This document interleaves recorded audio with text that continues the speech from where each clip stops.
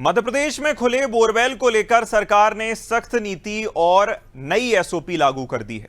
अब किसी भी सरकारी मालिक या फिर जमीन मालिक ड्रिलिंग एजेंसी ने बोरवेल को खुला या फिर सूखा छोड़ा तो उन्हें सीधे जेल की हवा खानी पड़ेगी। नए नियमों के तहत बोरवेल में पानी ना निकलने पर उसे 90 दिनों के भीतर कंक्रीट से स्थायी रूप से बंद करके पोर्टल पर फोटो अपलोड करना अनिवार्य होगा।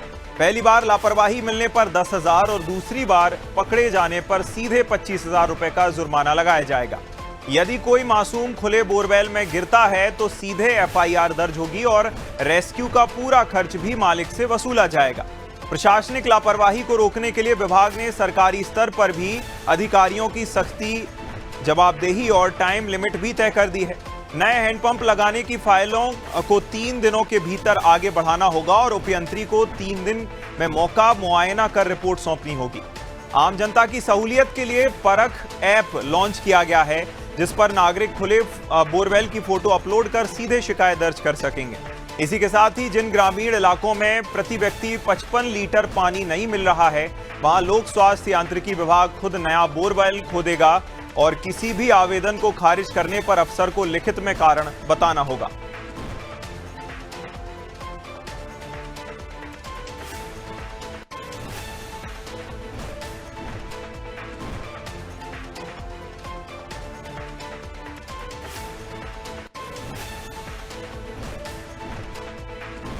और बोरवेल को लेकर एसओपी फिर से एक बार बनाया गया है, जहां पहले जो निर्देश थे कि बोरवेल खुला छोड़ने पर केस दर्ज होगा, अब ये एसओपी को बदलकर एफआईआर से लेकर अब सजा भी तय कर दी गई है।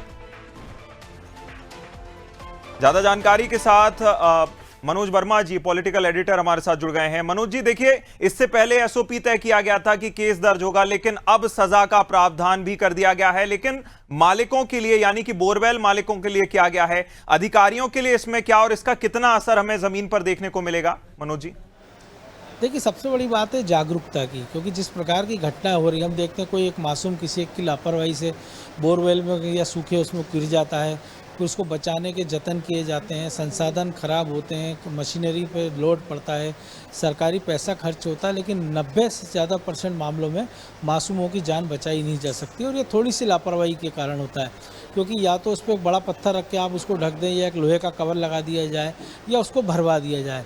लेकिन थोड़े से पैसे बचाने के चक्कर में किसान ये सब चीज़ें करते नहीं है, जिसका खामियाजा आम लोगों को, मासूमों को भुगतना पड़ता है। जहाँ तक कानून की बात है, कानून हमने देखा पराली को लेकर भी है कि इसमें किसानों पर जुर्माना होता है, लेकिन इसके बाद भी वो जुर्माना कुछ ही किसानों पर नाम मात्र का होता है और बाकी एक पतली लाइन से बच निकलते हैं। तो ऐसे में इस बात की चिंता करना होगी कि निगरानी तंत्र बनाना होगा कि अगर कहीं पर जैसे उसमें नियम बना दिया गया है कि आपको अनुमति लेना होगी, जब आप अनुमति लेकर बोर कराएंगे तो आपको उस अधिकारी को पता होगा कि उसके ब्लॉक में, उसके तहसील में, उसके ज़िले में, उसके गांव में कहाँ पर बोर हो रहा है, उसकी क्या स्थिति है। अगर पानी निकल आया तो ठीक है, अगर पानी नहीं निकलता है और अगर उसको बंद करना पड़ा तो क्या स्थिति है। तो ऐसे में उसकी निगरानी की व्यवस्था ज़्यादा आसान हो जाएगी और जिसके कारण एक अच्छा एक सिस्टम बन पाएगा। और जो सरकार की मंशा है कि इन ट्यूबवेलों के कारण किसी मासूम की जान ना गंवाना पड़े, वो उस पर रोक लगेगी।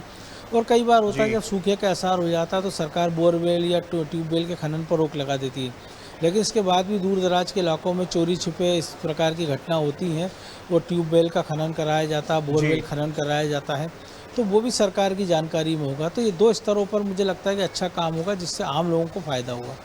बिल्कुल, जवाबदेही तो तय की जाती है इस नई एसओपी के जरिए, लेकिन जागरूकता, जैसा आपने कहा, और मॉनिटरिंग सबसे ज्यादा महत्वपूर्ण होगी। तमाम जानकारी के लिए बहुत शुक्रिया मनोज जी, हमारे साथ जुड़ने के लिए।